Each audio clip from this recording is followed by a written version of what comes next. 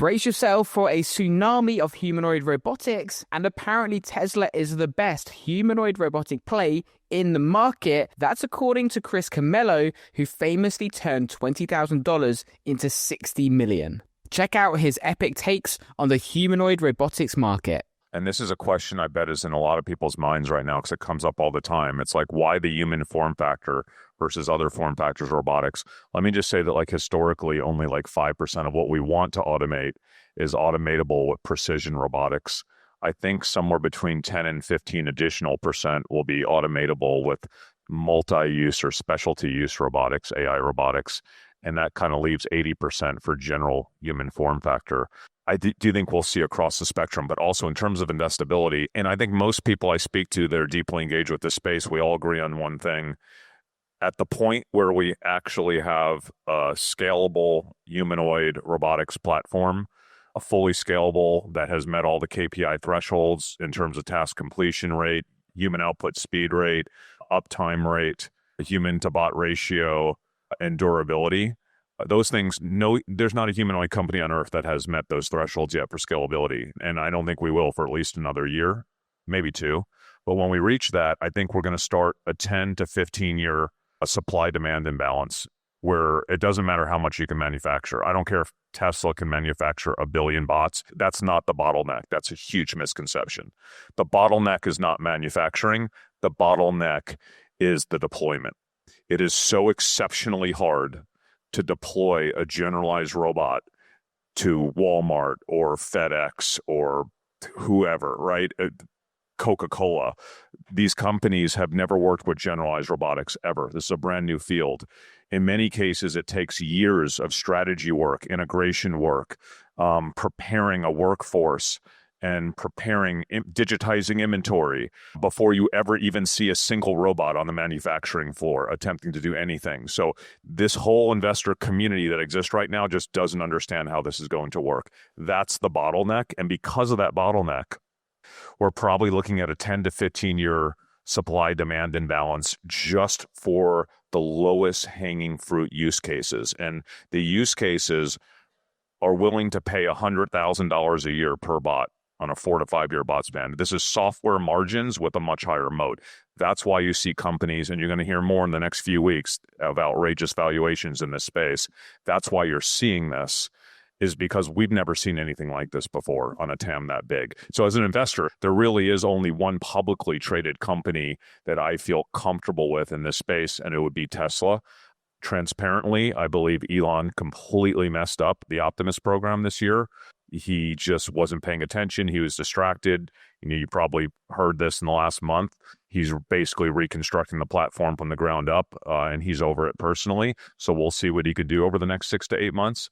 But assuming that he can pull it off, he's the only public company entity that I think is worth a look from an investor standpoint. Everything else is private, unfortunately. Recently, we saw there's a company in China that's going public in China. How do you look at domestic players versus international players? And is it worth looking internationally for certain investors? Great question. I'm confident within 24 months, the U.S. will ban all Chinese robots from ever being used in the United States. And I think that will be likely replicated across all Western countries. Why? Because there are back-end data loops. A robot is a piece of telecommunications equipment that's surrounded in video and audio and sensor equipment. All right. It's just not something that we're going to allow here, especially. And even if we did allow it, commercial and industrial use cases will not allow it in their companies from a safety protocol. So I just don't see that as being. That said, China is going to be huge in this space. Currently, most advanced roboticists call the Chinese robots, I won't call them out by name, but the big one, they call it the disposable robot, because if you actually use it aggressively for commercial use cases, the actuators burn out after a few months. So it's not what people think. And it's 4 feet high, okay? It's not really a commercial robot. And they're about to IPO for $7 billion in China, which is crazy. But they will be huge in China. I also think China will have a 10 to 15 year supply-demand imbalance just making robots for China. So like, it's not about China versus us in terms of who can sell the most robots to the world. China's making robots for China. We're making robots for the US. and the rest of the world. So what's interesting to me is you're mentioning that these robots have audio, they have video, they're maneuvering around, they're learning their space. I mean, these are like data honeypots in terms of what they're able to gather. If the Chinese government had that data, maybe inside your home or inside of, an American company, we would be very nervous. But if I then go and I take an American one and I put it inside my home, they have the same thing, right? Now it's an American company, so there's some advantage there. How do you think of individuals getting comfortable putting these things into their home? Like we still live in a world where there's probably people in the audience who won't put an Amazon Alexa in their home because they think that it listens to them, or they may be scared to put some of this technology near their kids. And so there's always this kind of, what is the technology? What is the enterprise demand? But then there is this like consumer behavior or psychology that goes with adoption as well. I think you're going to see a lot of weird startups doing robots for the home relatively soon, the next few years. But for the most part, in terms of having an actual scalable, robust platform for the home, one that you can trust, that's real and actually amazing, I think we're looking at, and I speak to roboticists about this every day, the time frame is 7 to 15 years. Okay, it's 7 to 15 years to get bots in the home. And when that happens, I think trust is going to be really important. We are going to see the people we think we're going to see. It's going to be the Apples of the world. It's going to be the Googles of the world. It's going to be people that have a lot to lose, that have at least some level of existing trust. Maybe it's Tesla, right? For people that trust Tesla. I don't think people are going to be comfortable having this. I mean, we do to some extent. We have a lot of devices in our house right now that are listening to us from off brands that we shouldn't, like baby monitors, made all over the place. I do think this industry sector is going to get eaten up by big tech long term. Elon and Tesla was mentioned firstly as Chris's favorite humanoid robotics public market play, but he also mentioned that he believes their progress has slowed down a little. Hans, your finger is on the pulse. What do you make of their recent progress with their humanoid robot, and what do you make of Chris calling them out as the best public play for this sector? Before I launch into actually answering those questions, I think we really need to level set with the audience on exactly who Chris Camillo is in case they don't know, because this man is an investing savant. And those numbers that you threw out at the beginning of the episode, going from $20,000 to over $60 million, is really just the tip of the iceberg. Those were actually numbers that were verified for a book that featured Chris Camillo a number of years ago, and that $60 million figure is actually quite old. It has grown to be many times that at this point. Over the course of many years, Chris has averaged somewhere around 70% compound annual growth rate. And for those of you who aren't familiar with the rule of 72, that means he's roughly doubling his portfolio size every single year. I would consider myself a reasonably good investor. I've been averaging about 30% per year for the last 10 years, which means that I've doubled my money a little bit more than 4 times over that time frame to achieve about 10x returns in 10 years. So over the period of time where Chris's returns were tracked for the book, where he averaged that 70% compound annual growth rate, he actually got 10 doublings in 10 years, which means that he achieved a return of about 1,000x in 10 years. That's over a 100x greater return over the same period of time that I've achieved. So I say all that to say that Chris is a phenomenal investor. He hasn't achieved those results by accident. He does incredible due diligence. He's very, very well connected, and he invests in many, many companies, both in private markets and in public markets. So he's not only an investor in Tesla, but he's also on the cap tables of companies that you know and have heard of in the humanoid robotics space, like Figure AI and Aptronic, as well as many other companies that you've probably never heard of. So if Chris is telling you that Elon has fumbled the ball a little bit on Tesla Optimus over the past year, I'm definitely not in a position to contradict him. And I would also have to say that I agree that it does fit with the data that we can see from outside the company. There just haven't been that many updates that we've seen publicly over the past year, and what we have seen, while encouraging, is not exactly what you would think of as being mind-blowing or up to par on the rate of progress that we had all hoped to see. Now, could that be because they're holding back and trying to keep from being copied by all of the other companies, which is definitely something that has been happening? Absolutely, that could be the case. But could there also be more behind that silence? Also very likely. That said, I've also always been somewhat skeptical of Elon's timeline on the Optimus robot project. We're still very early on in the development of this product, and while I agree that ultimately it is going to be an absolutely gargantuan product that's going to have a huge impact on the world, but I also know that the challenges that stand between where we are today and that incredible eventual future are much larger than almost anyone expects. If you just step back and think about the magnitude of the Optimus software problem compared to the robotaxi software problem from first principles, what you realize is that ultimately the Optimus robot is going after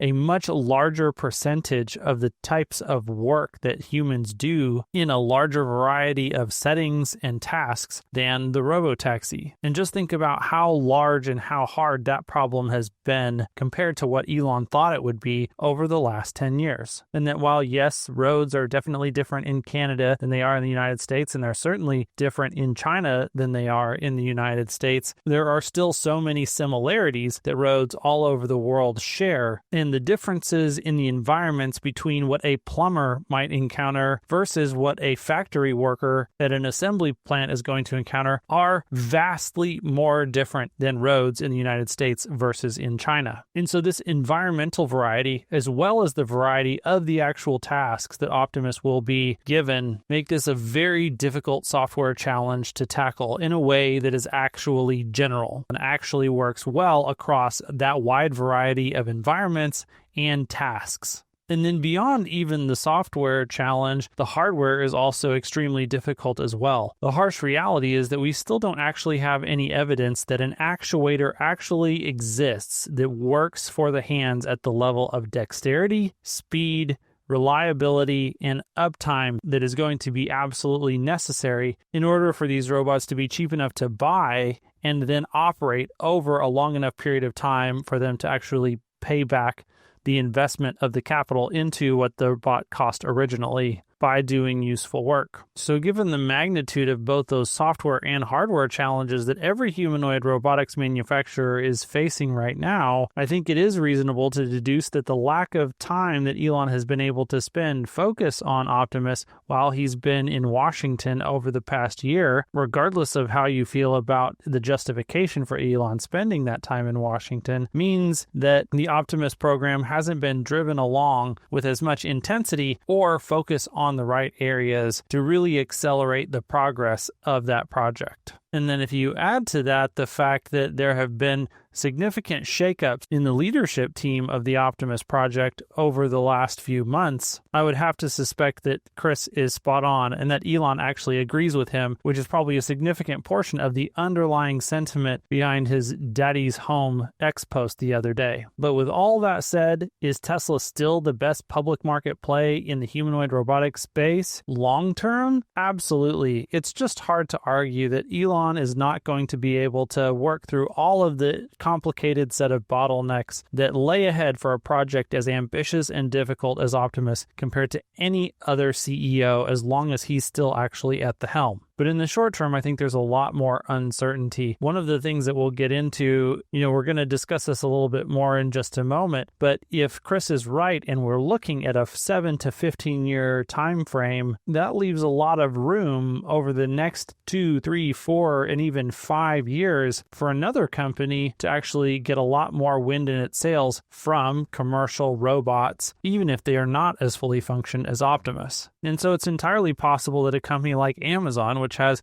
an extensive deployment of robots across its operation and is deeply in bed with Anthropic for high-quality artificial intelligence, could actually get more bang for their buck out of their CapEx and OpEx investments into robotics over this near to mid-term. But even with that said, Amazon's growth story is heavily exposed to risks with Anthropic, and so it's also difficult to get a pure play on this robotics theme in a company as large as Amazon as well. And then when you compare that to Tesla, you also have to take into account the fact that robotaxi is actually starting to ramp and scale as we speak And in the time between now and when Optimus really does reach scale, Tesla should be reaping the benefits of this AI technology applied to the world of transportation in an incredible way. Which is why I think that Tesla overall is a great play on AI and robotics, even in this near to midterm before Optimus really starts to take off.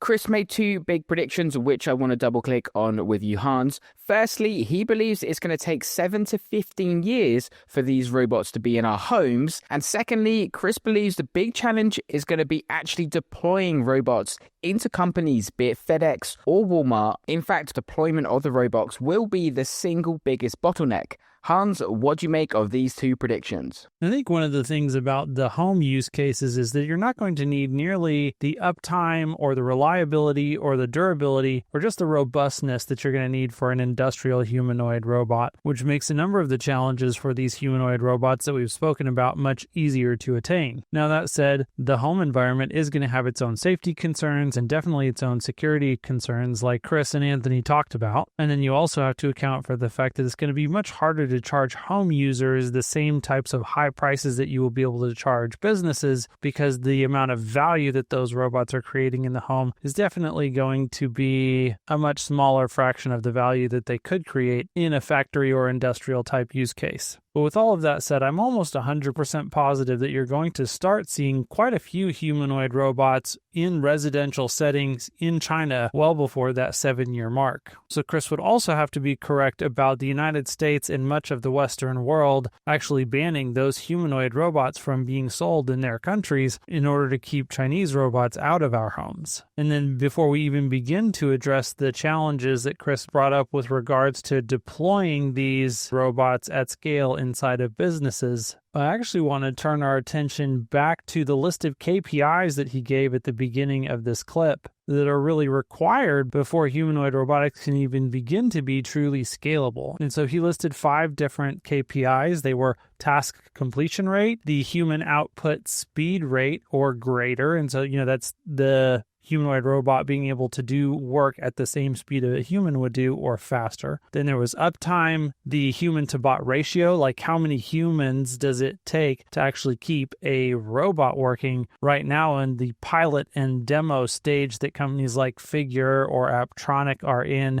there's actually a very large engineering support staff that's going to be behind every single one of these robots that are deployed into a customer environment. And so that ratio, as scale begins, has to be brought down way, way low. This is also something that we kind of see within the robo-taxi business model for companies like Cruise and Waymo and potentially even Tesla. If they need one remote teleoperator per vehicle, well, then you really haven't solved the economic challenge of getting the human out of the car in the first place. And so in order for Tesla's robotaxi business to grow and be scalable in a very profitable way, they're going to need to have a safety operator ratio of like 1 human to every 10 cars or 20 cars or 50 cars or even 100 cars. And then that same type of dynamic is also going to have to be true for these humanoid robots. And then lastly, durability is also going to be a huge challenge. One of the difficulties with humanoid robots is that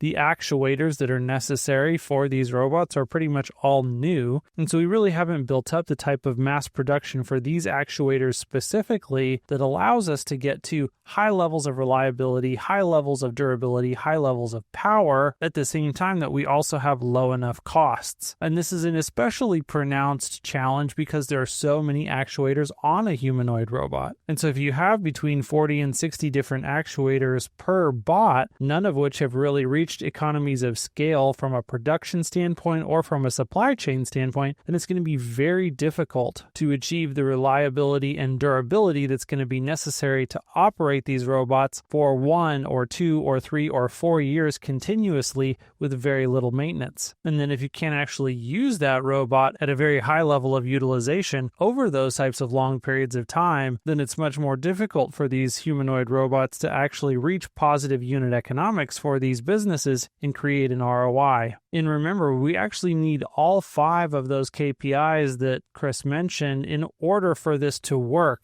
So if even one of them is missing, then humanoid robots aren't even scalable in the first place. And at this point in time, based on what I can see from Figure and from Apptronic and from Tesla, and definitely from the Chinese robotics companies like Unitree, we're still a long ways away. And so while yes, it's very easy to do a cool demo and show off a robot that can do some awesome moves, whether they're dance moves or backflips or karate, if you were to take that robot home with you and actually use it on a day-to-day basis for more than a week, you'd probably already start to see degradation in its capabilities and performance, the precision of its motors, and all of that would even assume that the software would allow it to do the types of things that you would want it to do in that situation, which it also can't do at this point in time. And so with all of that said, I think Chris's initial estimate of 1 to 2 years before the actual bots are ready from a hardware and a software perspective is probably optimistic. So then to circle back to the deployment argument that he made, I actually do agree that that is going to be quite a challenge, especially for a lot of the large companies that are going to have use cases for these robots. And that's where a company like Amazon, who's really been working on this at large scale for a long period of time, is going to have a leg up. But I'm honestly not sure how to think about the overall marketplace. But even though these large companies might have a hard time digesting large numbers of these robots, that doesn't mean that the market as a whole can't actually digest larger numbers of robots and allocate them to a wider number of smaller companies or more nimble and hungry startups that really are leaning hard into automation and setting their sights on these bigger, slower, lumbering competitors who will struggle more with the challenges of integration and deployment. I certainly expect Tesla to actually be deploying quite a few of these into its own operations, and I would be surprised if they don't also have a number of customers in their own supply chain who they'll be able to sell into as well. And then if you combine that with other tech-forward companies that are focused on reindustrializing the United States, like Anduril or a Hadrian, for example, I do believe there will be a robust market that is showing itself capable of supporting tens of thousands, hundreds of thousands, and potentially even millions of robots sold well before that 7+ year time frame that Chris talked about based on demand bottlenecks from deployment. Before we wrap, I have to say a huge thank you to my co-host, David. Besides being a great co-host with a great accent, David has been one of the key figures behind the scenes helping me to grow this channel from 1,000 to over 16,000 subscribers and to put out regular shows that reach millions of views every year. When he's not moonlighting with me, he usually works with businesses who want to leverage YouTube to grow their online presence, and he's looking to take on more. If you want to get more clients and more brand awareness for your business using YouTube, I definitely recommend him. You can book a free call with him using the link in the description below.